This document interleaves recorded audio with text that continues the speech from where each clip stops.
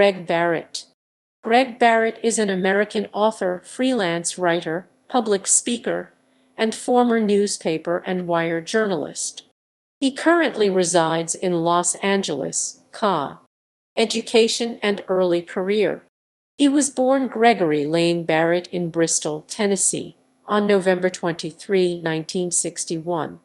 He grew up in Bristol, Virginia, and graduated from Bristol's Virginia High School in 1980.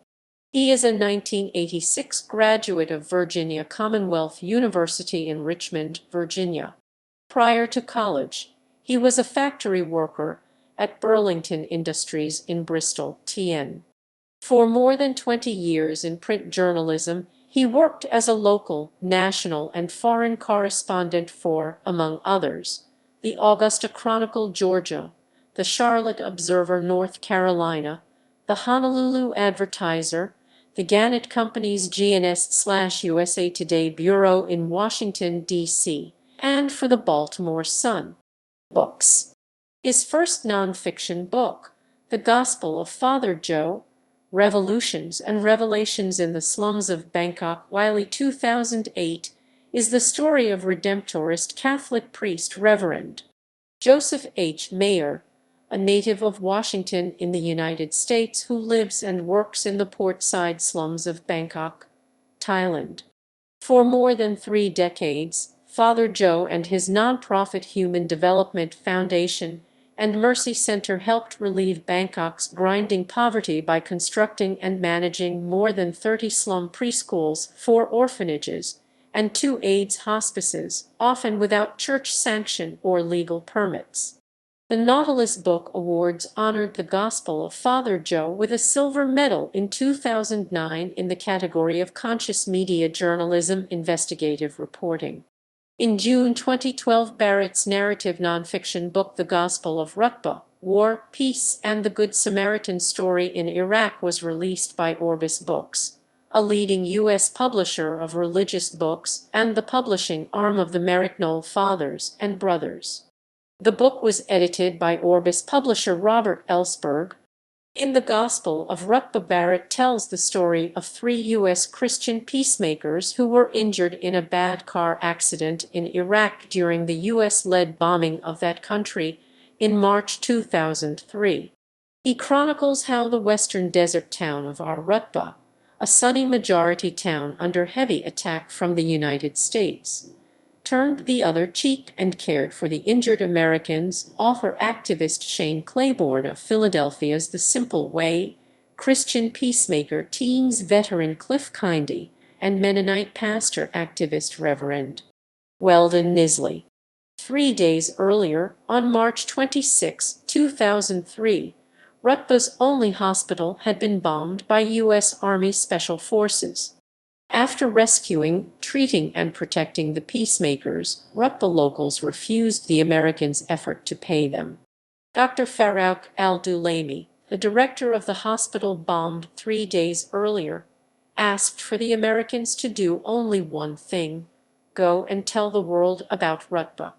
7 years later, Barrett, who had reported from the streets of Peshawar, Iraq in January and February 2003 alongside 3-time Nobel Peace Prize nominee Kathy Kelly, returned to Iraq with the unarmed peacemakers in an effort to tell the story of Rutba.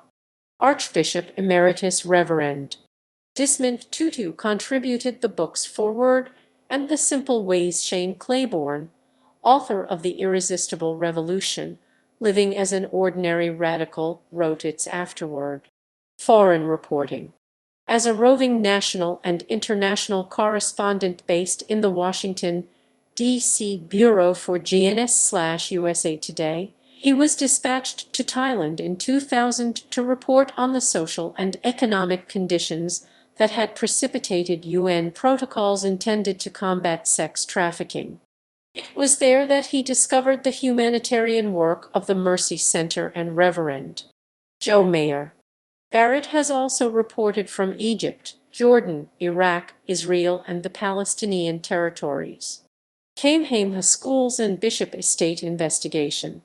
In 1997, Barrett was the native Hawaiian affairs reporter for the morning newspaper in Honolulu, Hawaii, when he began investigating the controversial management of Kamehameha Schools, a private co-educational college preparatory school founded in 1887 by Bernice Pauahi Bishop, a Hawaiian princess philanthropist, and the great-granddaughter of King Kamehameha I.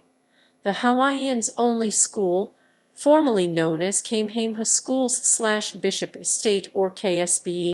Barrett's reports on the micromanaging of Kamehameha Schools unleashed critics of Bishop Estate, which led to an investigation of the estate by Hawaii's state attorney general. By 1998, the trustees, each of whom were being paid between $800,000 and $900,000 annually, had voluntarily resigned or been permanently removed by the state. That same year, the faculty organization at Kamehameha Schools entered Barrett for a local news Pulitzer for reports that helped to break open the secretive affairs of KSBE Kamehameha Schools Bishop Estate with unprecedented charges by alumni and faculty of mismanagement of the Kamehameha Schools. Barrett's investigation of KSBE is credited in various books for helping to bring about change at Kamehameha Schools and Bishop Estate. Freelance Subjects. Barrett has freelanced for websites and publications such as the Investigative Reporters and Editors Journal, the Christian Science Monitor, Salon.com, Sacramento Magazine, Conspire Magazine, the Huffington Post, and others. Topics of his freelance articles have ranged from first-person participatory journalism with him fighting PAL national middleweight champion Ahmed Hempstead in Sacramento's Arco Arena to his investigations into Congress' decades-old war on cancer, U.S. policy in the Middle East, and essays about his methods of investigative research and reporting. Children's book. In Hawaii, he co-authored a children's book with writer Jane Hopkins, adapted by Lisa Matsumoto, and illustrated by Michael Furuya.